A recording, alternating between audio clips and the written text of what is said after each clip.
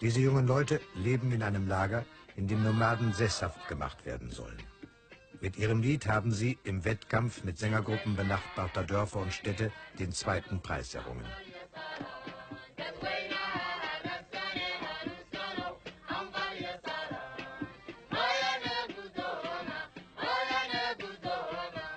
Die Lagerleitung ist sehr stolz, dies in nur 3 Jahren aus Nomadenkindern gemacht zu haben.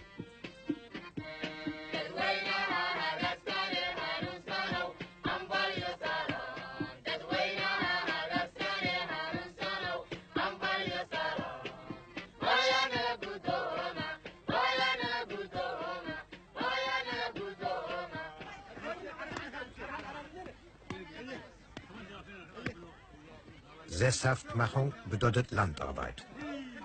Die Nomaden sollen Bauern werden. Disziplin und Schwung werden verlangt. Jetzt lernen Nomaden, was Arbeit ist. Diese Nomaden verdanken der Regierung ihr Leben. Als die Dürre 1975 den Viehbestand dezimiert hatte und Tausende von Nomaden am Verhungern waren, brachte eine sowjetische Luftbrücke sie in den Süden, wo der Boden für Landwirtschaft geeignet ist. Für die Regierung war diese Katastrophe eine einmalige Gelegenheit, den lange gehegten Plan der Sesshaftmachung zu erproben, ohne politische Unruhen fürchten zu müssen. So wurden 120.000 Nomaden in verschiedenen Lagern angesiedelt. Sie sollen Bauern werden. 10.000 jedoch sind mittlerweile zum Nomadenleben zurückgekehrt.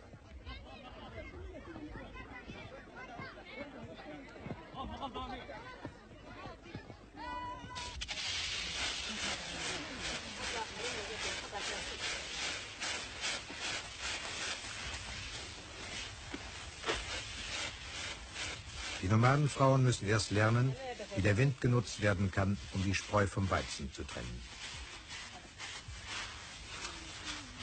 Gewöhnen mussten sich die Nomaden auch an die vielen neuen Mikroben, die in den überfüllten Flüchtlingslagern ideale Brutstätten fanden und viele Opfer forderten.